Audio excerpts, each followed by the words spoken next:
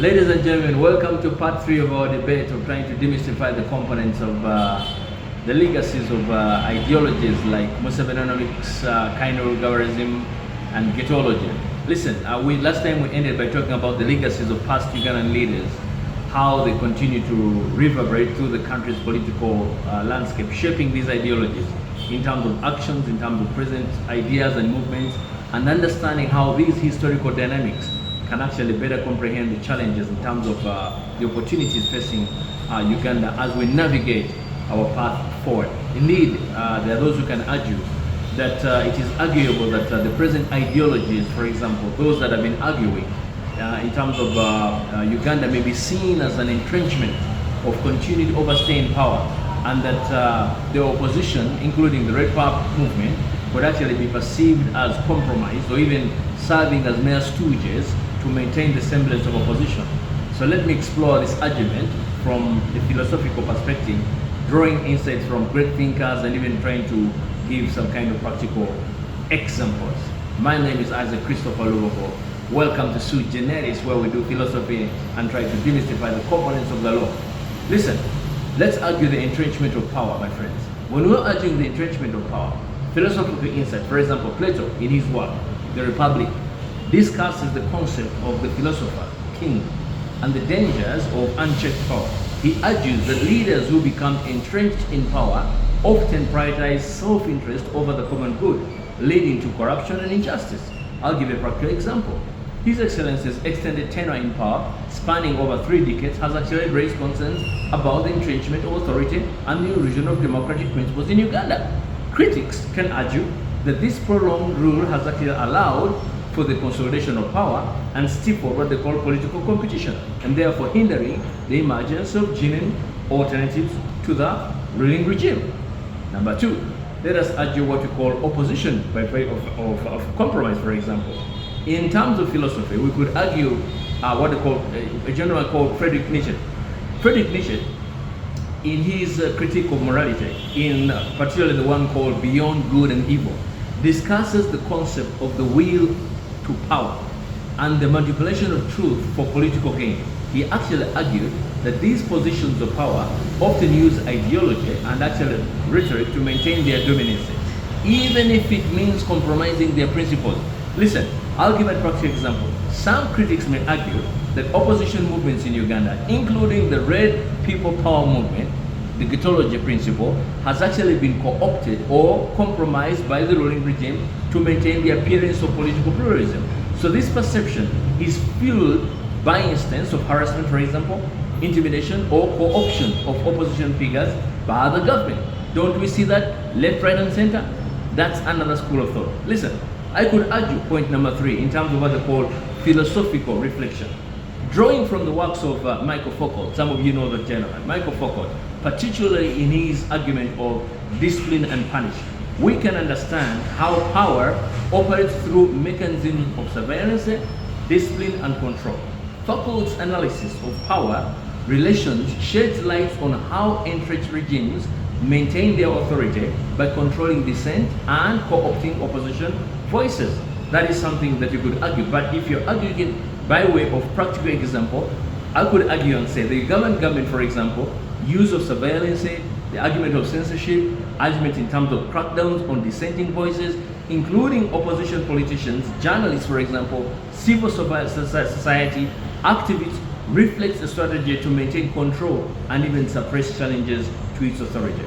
This is philosophy, my friends, and we're just trying to argue as it is. Now, from a philosophical standpoint, the entrenchment of power and the compromised nature of the opposition in Uganda can actually be understood through the lens of what they call thinkers like Plato or Nietzsche or even Foucault. So practical examples of, as I argued, prolonged rule, political manipulation, and the suppression of dissent underscore the challenges facing this Uganda political landscape. So as a country grapples with these kind of issues, it is essential, my friends, to foster a culture of critical inquiry, transparency, and accountability, and to uphold democratic principles and ensure genuine political competition. My arguments, as I said, are not intended to cause any kind of arousal, but intellectual acumen, thinking outside the box and trying to throw that box away.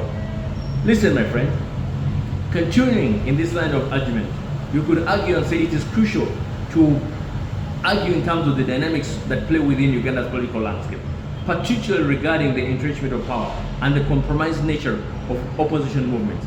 Let me explore some of these concepts with additional philosophical insights and even practical examples, so that I can lay bare some of the things that we need to think through.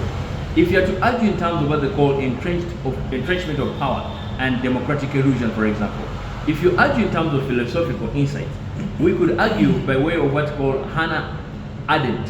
Hannah Arendt, in her seminal work, The Originals or the Origins of Totalitarianism, has actually examined how totalitarian regimes emerge from the erosion of democratic institutions and the concentration of power in the hands of a few. She warns against the dangers of political apathy and the gradual erosion of civil liberties.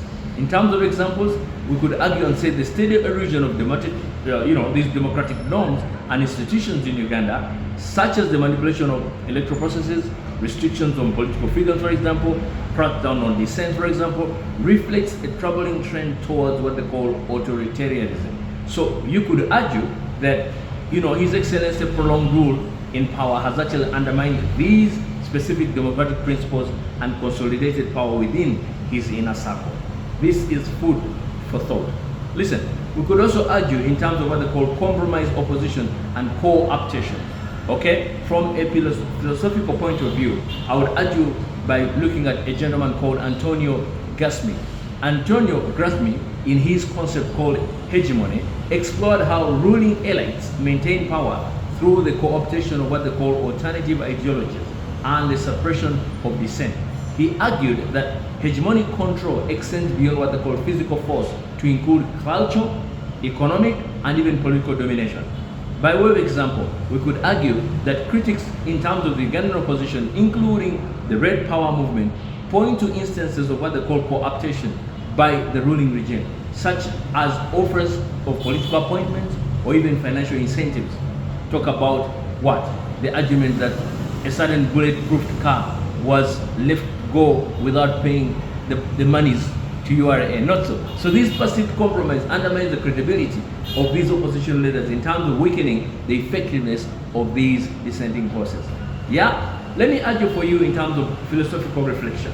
If you're arguing in terms of philosophical reflection, drawing from the works of John Stuart Mill, particularly on liberty, his book on liberty, we can understand in the importance of dissent and political pluralism in the safeguarding democracies, for example, that Mill argued that the free exchange of ideas and robust debates are essential for challenging what we call orthodoxy and even preventing the tyranny of majority. In terms of an example, you could argue and say the suppression of these dissenting voices and the restriction of political freedoms in Uganda, including censorship, arbitrary arrest, for example, and harassment of opposition figures, threaten the fundamental rights of citizens and even undermine the democratic processes without meaningful avenues, for dissent and even political expression. So listen, one thing you must comprehend from the word go is that the integrity of Uganda's democracy therefore becomes compromised. Okay, that is something that is extremely important. So the argument, ladies and gentlemen, that I'm propounding before you is an argument that is propounded on the basis of the entrenchment of power and the compromised nature of the opposition movements in Uganda, which pose a significant challenge to the country's democratic aspirations. As I said, philosophical insights from people like Adet, Grasmi, Stuart Mill shed light on the underlying dynamics that are at play. So emphasizing the importance of safeguarding democratic institutions, protecting political freedom, and promoting genuine political pluralism. As Uganda navigates this challenge, it is essential, my friends, to uphold the principles of transparency, the principles of accountability, and respect for human rights, and to ensure a vibrant and inclusive democracy for all, and the word is for all citizens. Not so. Let's continue urging in terms of entrenchment of power and democratic erosion. In terms of philosophical insights, I'll quote another philosopher, Jean-Jacques Rousseau. If you talk about Jean-Jacques Rousseau, in his argument of the social contract, warned against the dangers of what they call unchecked authority and the erosion of democratic principles. He argued, by the way, that legitimate political authority derives from the consent of the governed and must be exercised in the public interest. In others, solus populi, solus suprema. The welfare of the people becomes what? Supreme, not so. So he also has a quote. He says, man is born free and everywhere he is actually in chains. That was done by Jean-Jacques Chirac. But even in terms of applicability, in Uganda, the prolonged tenure again of His Excellency has raised concerns about the erosion of democracy in terms of norms, in terms of concentration of power, and therefore Rousseau's critique of authoritarianism underscores the importance of maintaining accountability and transparency in governance to prevent the subversion of democratic ideas. Not so. Let's argue again in terms of what they call compromise opposition and even cooptation in light of Karl Marx. Those of you who are scholars of Karl Marx, in terms of philosophical insight, Karl Marx in the so-called the Communist Manifesto analyzed the role of bourgeoisie in co-opting and assimilating opposition movements to maintain what they call capitalist hegemony. He argued that the ruling class uses ideological manipulation and material incentives to neutralize dissent and preserve its dominancy. I'll give you a quote, and as far as that particular individual is concerned, he said, the ruling ideas of each age have ever been ideas of its ruling class.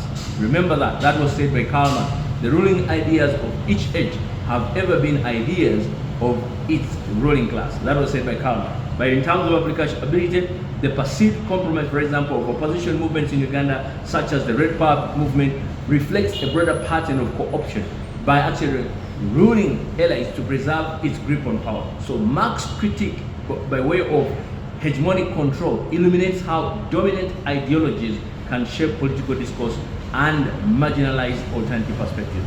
Yeah, we could also argue in terms of what they call philosophical reflection, and I'm going to give you another one. In terms of philosophical insight, we could argue Immanuel Kant. Those of you who have done jurisprudence, you know what Immanuel Kant stands for.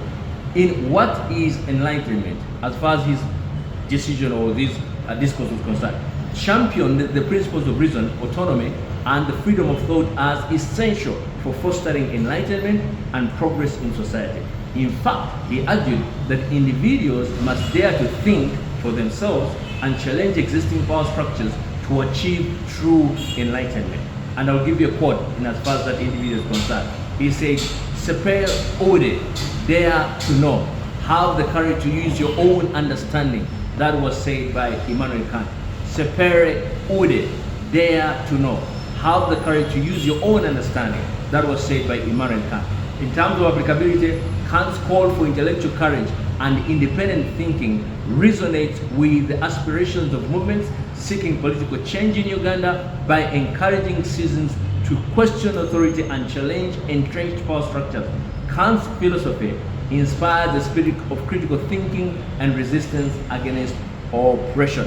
That is something you must comprehend again from the word go. Let's argue in terms of synthesis of ideas, in terms of philosophical insight. We could argue in terms of a guy called Hegel. Hegel's dialectical method offers a framework for synthesizing conflicting ideologies and moving towards a higher truth. So by recognizing the inherent contradictions within political systems and engaging in dialogue and dialectic, societies can progress towards greater freedom and even justice. And I'll give you a quote as far as that individual is concerned. He says, "The history of the world is none other than the progress of consciousness of freedom." George Wilhelm Friedrich Hegel said that. He said, "The history of the world is none other than the progress of consciousness of freedom." That was said by George Wilhelm Friedrich Hegel. In terms of applicability in Uganda, the synthesis of divergent ideologies, including those of the ruling regime and opposition movements, can pave a way for greater political pluralism and democratic renewal. Hegel's dialectical approach encourages us to embrace the tension between competing ideas and seek resolution through dialogue and mutual understanding. That is something that we must comprehend. Listen, my friends, by drawing on the profound insights of Rousseau, for example, or Karl Marx, or Immanuel Kant, or Friedrich Hegel, we can deepen our understanding of the challenges facing Uganda's political landscape. So these philosophical perspectives underscore the importance of vigilance, they underscore the importance of critical thinking and collective action in confronting what they call entrenched power structures and advocating or even advancing the cause of democracy and human rights. And therefore, this is extremely important. Now, listen, when you're arguing the discourse surrounding museology and counter-recoverism in terms of the MK movement, alias Patriotic League of Uganda, just opposed against the Red Power, Bobby Wine ghetology in Uganda today, presents a rich tapestry in terms of philosophical inquiry, in terms of political ideology, in terms of social cultural dynamics. So this juxtaposition prompts a deeper exploration of power, identity, ethics, and the quest for transformative change within the Ugandan context. So even as you argue all those different propositions, we could argue them in terms of comprehending what is happening today vis-a-vis what happened yesterday. Let's argue in terms of that context, in terms of what I just told you, in terms of power and identity, for example. If you're arguing power and identity, at the heart of museology and counter-recoverism lies a narrative of continuity, stability, and national identity, rooted in the legacy of His Excellency President Museveni's regime. So these ideologies emphasize hierarchical structures in terms of loyalty, in terms of traditional values, and they draw upon Uganda's historical and cultural heritage to forge a collective sense of collective identity and purpose. Conversely, if we're to argue in terms of the Red Power, People Power, Bobby Wine ghetology, it represents a challenge to these so-called established power structures, advocating for what they call democratic reform, accountability, and social justice. It embodies a narrative of resistance against oppression, for example, and a quest for inclusiveness in terms of governance that reflects the aspirations of marginalized communities. At least that is how we should understand it. Now, it is easier said than easier to be done. That's the question of the day. Now, if you have to argue in terms of ethics and transformation, the discourse between these ideologies raises fundamental questions about ethics, for example, and the nature of transformative change in terms of is stability and continuity synonymous with progress? Okay, or does the true transformation require disruption and upheaval? Or perhaps can a regime rooted in traditional values and hierarchical structures accommodate the demands for democratic reform and social justice? Those are questions we're going to ask ourselves in Front Center. So if you're arguing that, then it should be understand by way of philosophical framework, by using people in terms of the argument of utilitarianism or deontology, for example, and virtue ethics. These offer insights into these ethical dilemmas. Utilitarianism, for example, may argue for the greatest good for the greatest number, advocating for policies that actually promote stability and economic prosperity. Deontology may actually emphasize the importance of individuals' rights and justice, supporting efforts to, challenge authoritarianism and uphold what they call democratic principles. Values which ethics may call for leaders to embody qualities of integrity, empathy, and humility in their pursuit of governance. I'm coming to a conclusion, and so it's very important that we conclude together in this discourse. Listen, the quest for authentic leadership is extremely important. And it becomes central both for museology and counter-recoverism and the Red Power People ghetology.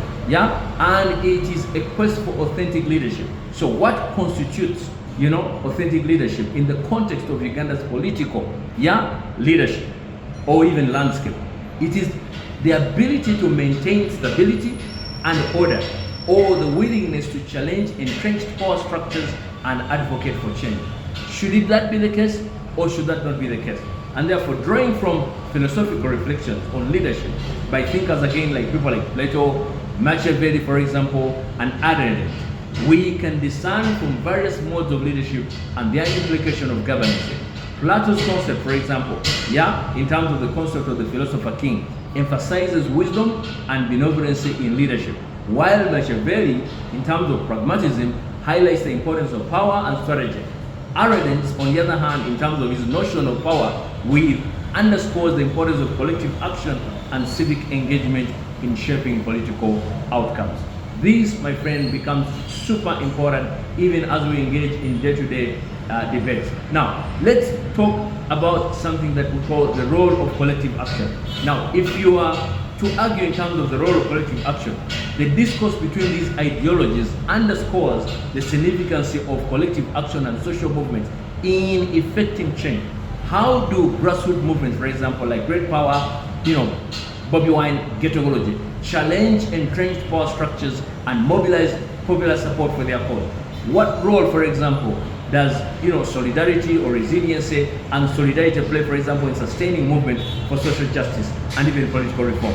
These are things that you're going to ask yourself. So when we draw on philosophical reflections on collective action by theorists like Rousseau or Marx or even Fanon, we can actually explore the dynamics of social movement. We can understand that these we can understand that the potential to catalyze transformation and change. Rousseau's concept on the social contract emphasizes the collective will of the people as a basis for legitimate authority, while Marx, on the other hand, analyzes a class of struggle, highlighting the role of the oppressed, not so in terms of groups, but also challenging the system of oppression. So Fanon's writing on decolonization, for example, and liberalization underscores transformative potential of collective action in challenging colonial legacies and forging new paths towards freedom and self-determination. My friends, this is important debate for you and I to comprehend, even as we begin to engage in our life. So in conclusion, we could also argue that in the course or in the discourse of surrounding Mohozoology and Kainerugabalism and the Red Power people, Bobby Wine Ghetology in Uganda today, we should argue that this should offer us a rich terrain for philosophical inquiry and reflection. It raises fundamental questions about power, about identity, about ethics, and the quest for transformative change within the context of Uganda's political landscape. And therefore, listen, by engaging with these questions from a philosophical perspective, listen, we can actually deepen our understanding of the complexities, of governance, in terms of leadership, in terms of social movements, in as far as Uganda and beyond is concerned. So my friend, that is some of the things that I would like to talk with you today. But within, again, this complex of narrative, I would comprehend that these philosophies of Mohozoology, Kainerugabalism, or perhaps even Eugenomics, or even the Musevenical dispensation, or even Ghetology for that purpose, serve as contrasting lenses through which Uganda society interprets and navigates its socio-political landscapes. So therefore, that becomes extremely important for you. Those of you who are interested in reading some of our books, please go find them at lubogo.org or sugeneslawup.com. Now, I will conclude by saying Mohozoology and Kainerugabalism is grounded in tradition and hierarchical structures. Mohozoology and Kainerugabalism represent narratives of stability, continuity, and national identity, and they draw upon Uganda's historical and cultural heritage. They foster a sense of collective purpose and loyalty in terms of an established authority. And this movement, epitomized obviously by the PLU or the Patriotic League of Uganda, espouses an ethos akin to the Avengers, and therefore advocating for economic strategies such as Eugenomics, Musevenical, and even tribalism, all aimed at ushering in Kaguta's astute Ugandanized fundamental change. That becomes super important for us to comprehend.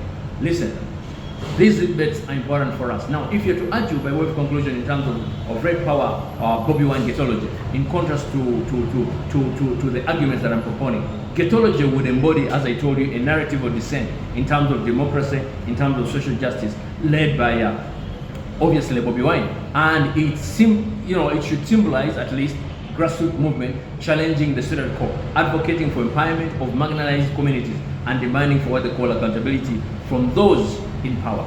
The question is, do these ideologies serve the purpose? Do these ideologies help us to meet the needs of the common people? Do these ideologies back up what we say, the so-called Jajja Tova Khomeini ideology, or the wisdom of the elder, in terms of a discourse that invites a deeper exploration of the philosophical underpinnings and implications of these ideologies?